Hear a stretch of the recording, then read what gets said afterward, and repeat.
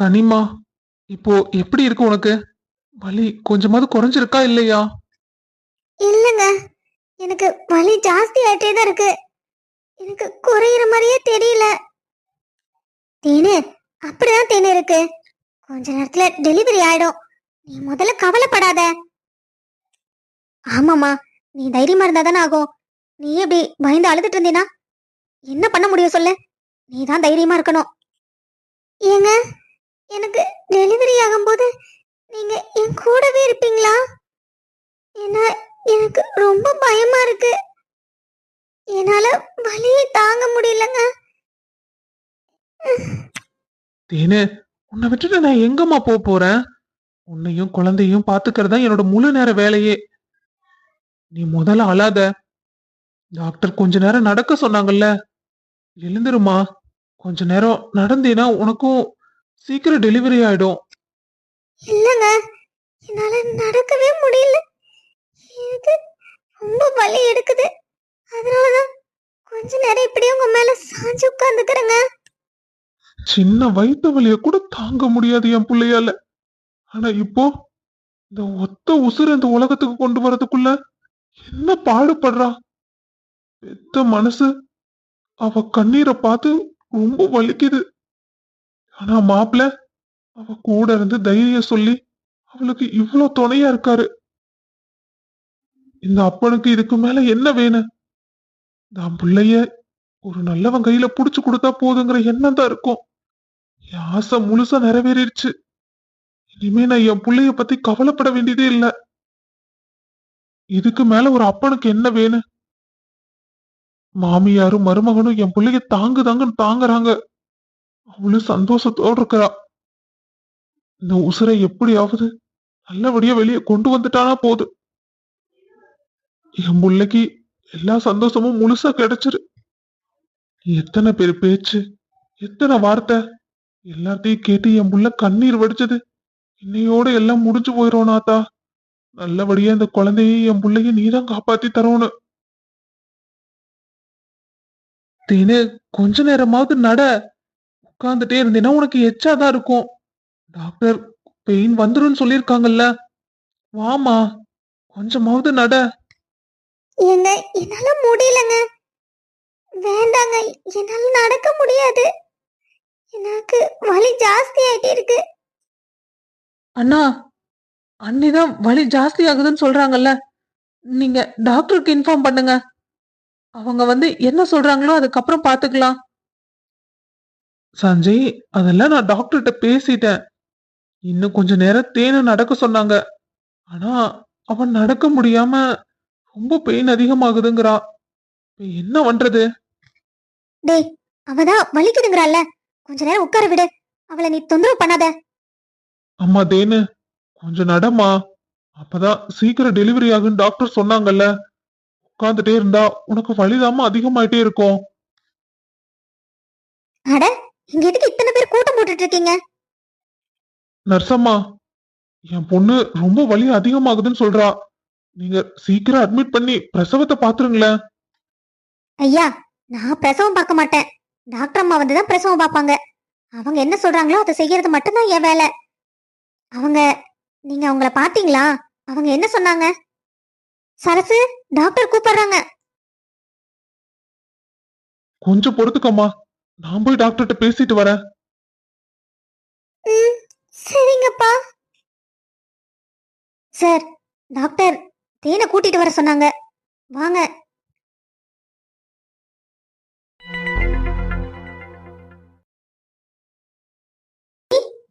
என்ன பண்றீங்க கிச்சன்ல? உங்களுக்கு ஏதாவது சாப்பிடறதுக்கு வேணும்னா நீங்க ஜாஸ்மினை கேட்கலாம்ல. நீங்க எதுக்கு கிச்சனுக்குள்ள வரீங்க?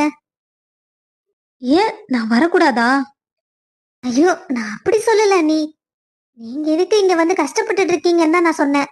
அதான் ஆளுங்க இருக்காங்கல்ல, அவங்க எல்லா வேலையும் பாத்துக்குவாங்க. அதனாலதான் நான் அப்படி கேட்டேன். அண்ணி, திங்ஸ் எல்லாம் மறக்காம எல்லாம் பார்த்து எடுத்து வச்சிருங்க. அங்க போனதுக்கு அப்புறம் ஏதாவது காணோம்னா நெக்ஸ்ட் டைம் வரும்போது தான் எடுக்க முடியும். நான் அதெல்லாம் எடுத்து வச்சிட்டேன். ஆமா, நம்ம ஊருக்கு போகல ஸ்நாக்ஸ் ஃபுட்டு எல்லாம் என்ன பண்றது? நான் ஏதாவது செய்யட்டுமா? ஏதா இருந்தாலும் என்கிட்ட முன்னாடியே சொல்லிடுங்க. அண்ணி, நீங்க ஒண்ணும் கவலைப்படாதீங்க. அதெல்லாம் சித்தி பாத்துக்குவாங்க. மேடமா? ஆமா அண்ணி. நாங்க எங்க போனாலும் இந்த சாப்பாடு மத்த எல்லா விஷயத்தையும் சித்தி தான் பாத்துக்குவாங்க. சித்திய கேட்காம நாங்களும் எதுவும் செய்ய மாட்டோம். சரி தேவா, கார்த்திக் அண்ணா வைங்க. நான் காலையில இருந்து அவரை பார்க்கவே இல்ல. அண்ணி, அவரு செல்லப்பா மாமா கூட நின்னு பேசிட்டு இருந்தாரு. என்ன சொன்ன? அவரா? கார்த்திக் எப்படி உனக்கு அவரு ஆனார் இப்போ? அண்ணி, நான் மரியாதையா சொல்லணும்னு தான் அவருன்னு சொன்னேன். மத்தபடி ஒண்ணு இல்ல. அப்படியா?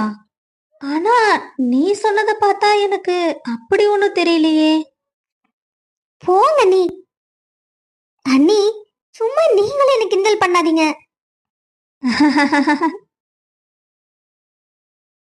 அண்ணா, நீ என்ன பண்றீங்க? ஆமா, நீ அன்னைக்கு ஸ்பெஷலா காஃபி எல்லாம் போட்டு கொடுத்தியாமே, நியூஸ் எல்லாம் நல்லா பிரம்மாண்டமா வந்துட்டு இருக்கு. ஆமா, உனக்கு யாரு சொன்னா? உங்க அண்ணியா? இல்லண்ணா, கார்த்திக் சொன்னாரு. அவன் எல்லாத்துக்கிட்டையும் இப்படிதான் சொல்லிட்டு இருக்கானா? அவனை சொல்ல வேண்டாம்னு சொன்னேன். பாரு, எல்லாத்துட்டையும் சொல்லிட்டு இருக்கான். தேவா, நான் சொன்னேன்னு போய் நீ சொல்ல அவங்கிட்ட. சரிண்ணா, நான் அண்ணி கூட கொஞ்ச நேரம் பேசிட்டு இருந்துட்டு அப்புறமா போய் சொல்லிடுறேன். என்ன இவ இவ்வளவு தூரம் நம்ம சொல்றோம், போக மாட்டேங்கிறாளே. இல்ல இல்ல தேவா, நீ இப்பவே போய் சொல்லிடு. கார்த்திக் ஓட்ட வாயி, எல்லார்த்திட்டையும் சொன்னாலும் சொல்லிடுவான். இது சித்தி காதுக்கோ அப்பா காதுக்கோ போச்சுன்னா நல்லா இருக்காது. பையன் ஒரு நாள் நம்மளுக்கு காஃபி டீ ஒண்ணு போட்டு கொடுத்தது இல்ல. பொண்டாட்டி வந்தோடனே அவளுக்கு எல்லா சேவையும் செய்யறான்னு நினைப்பாங்கல்ல. ஆமாண்ணா, நீ சொல்றது சரிதான். நான் இப்பவே போய் கார்த்திக் கிட்ட சொல்லிடுறேன். சரி போ. ராதா, என்னதான் நினைச்சிட்டு இருந்தீங்க? என்ன பத்தி என் தங்கச்சிட்ட விசாரிச்சிட்டு இருக்கீங்களா? ஷோ, ராதா, நீங்க அமைதியா இருக்கிறத வச்சு எனக்கு எல்லாம் புரியுது. என் மேல அம்புட்டு லவ் இல்ல? இல்ல. எனக்கு தெரியும் நீங்க இல்லைன்னு தான் சொல்லுவீங்கன்னு. ஏன்னா என் மேல அளவுக்கு அதிகமான காதல் இல்ல? இல்ல. ராதா. கிரிஷ், தாத்தா, வாடா கொஞ்ச நேரம் வெளியே போயிட்டு வருவோம். தாத்தா, நாங்க நீ ஊருக்கு கிளம்பணும்ல, எல்லாம் எடுத்து வைக்கணும். நேரம் ஆயிரும் தாத்தா. அதெல்லாம் ஒண்ணும் ஆகாது, வா. கொஞ்ச நேரத்துல என்ன ஆயிரப்போகுது? ராதா, உங்க கவலை எனக்கு புரியுது. ஆசையா பேச வந்த என்கிட்ட உன்னால பேச முடியலன்னு நீங்க வருத்தப்படுறீங்க. ஆனா கவலைப்படாதீங்க, கொஞ்ச நேரத்துல நான் வந்துருவேன். போயிட்டு வாங்க தாத்தா. கூட்டிட்டு போயிட்டு பொறுமையா கூட்டிட்டு வாங்க, ஒன்னும் அவசரம் இல்ல. அடி பாவி, கல் நெஞ்ச கறி, கொஞ்சமாவது என்னை பார்த்து கரையிறாளான்னு பாரு. என்ன தாத்தா, இன்னைக்கு ஊருக்கு கிளம்புறோம், இன்னைக்குன்னு பார்த்து வெளியே கூட்டிட்டு வந்திருக்கீங்க. என்னாச்சு உங்களுக்கு? உங்ககிட்ட வீட்டுல பேசவே முடியல, அதான் சரி வெளியே கூட்டிட்டு வந்தாவது உங்ககிட்ட மனசு விட்டு பேசலான்னு கூட்டிட்டு வந்தேன். என்னாச்சு தாத்தா? ஏன் வீட்டுல பேசுறதுக்கு என்ன? வீட்டுல எல்லாம் நம்ம ஆளுக தானே இருக்காங்க. இங்க பாரு கிரிஷ், வீட்டுல இருக்கிறதெல்லாம் நம்ம ஆளுகுதான், நான் இல்லைன்னு சொல்லல. ஆனா சூழ்நிலை அந்த மாதிரி இல்ல. உனக்கே தெரியும்ல உன் கல்யாணம் எந்த சூழ்நிலையில் நடந்ததுன்னு. ஆனா அது மனசார ஏத்துக்கிற சூழ்நிலையில இப்ப நம்ம வீட்டுல யாரும் இல்ல. என்ன தாத்தா சொல்றீங்க? நீங்க எல்லாரும் எங்களை ஏத்துக்கிட்டீங்க, சித்தியும் எங்களை மன்னிச்சு ஏத்துக்கிட்டாங்க. இதுக்கப்புறம் எங்களை நீங்க சொல்றது எனக்கு சுத்தமா புரியல. சரி, நீ ராதாவை காதலிச்சு கல்யாணம் பண்ணிக்கிட்ட. ஆனா உன் அக்காவை மட்டும் காதலிச்சு கல்யாணம் பண்ணதுனால வீட்டை விட்டு ஒதுக்கி வச்சிருக்கீங்களே, இது என்ன நியாயம்? தாத்தா, அது என்னோட முடிவு இல்ல, சித்தியும் அப்பாவும் எடுத்த முடிவு.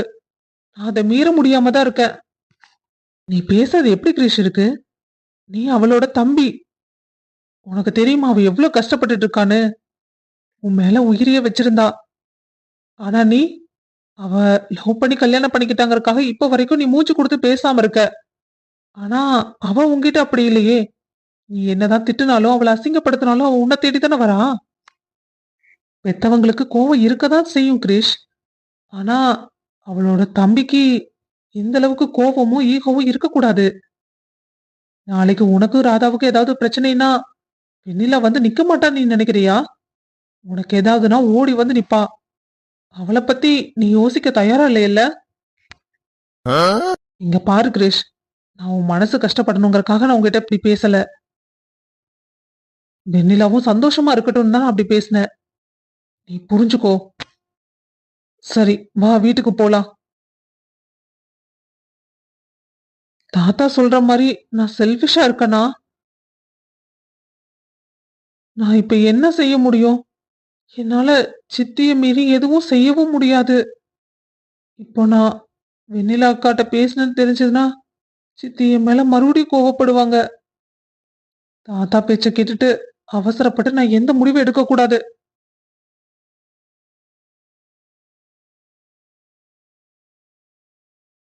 சஞ்சய், சொல்லு கனி. என்னாச்சுடா? உன் வாய்ஸ் ஒரு மாதிரி இருக்கு. ஏதாவது பிரச்சனையா என்ன? அதெல்லாம் ஒண்ணு இல்ல. அண்ணிய ஹாஸ்பிட்டல் அட்மிட் பண்ணிருக்கு. என்ன சொல்ற? தேனுக்கு இப்ப எப்படி இருக்கு? அன்னைக்கு வலி வந்துருச்சு கனி. அதான் எல்லாரும் ஹாஸ்பிட்டல்ல இருக்கோம். சரி நான் உனக்கு அப்புறமா கூப்பிடுறேன். சரிடா, நீ அங்க பாரு, நானும் கிளம்பி வரேன். இல்ல கனி, அதெல்லாம் ஒண்ணு வேண்டாம். இன்னும் கொஞ்ச நேரத்துல குழந்தை பிறந்துரும்னு சொல்லிருக்காங்க. நாங்களே பாத்துக்கிறோம். டேய், என்னடா பேசிட்டு இருக்க நீ? அவங்க என்னோட அக்கா. உனக்கு அண்ணியாகிறதுக்கு முன்னாடியே அவ என்னோட அக்கா. அதை நீ முதல் ஞாபகத்துல வச்சுக்கோ. அவங்க கஷ்டப்பட்டுட்டு இருக்கும்போது நான் எப்படி வீட்டுல சும்மா உட்கார்ந்துருக்க முடியும்? நான் கிளம்பி வரேன்டா. சரி சரி வா.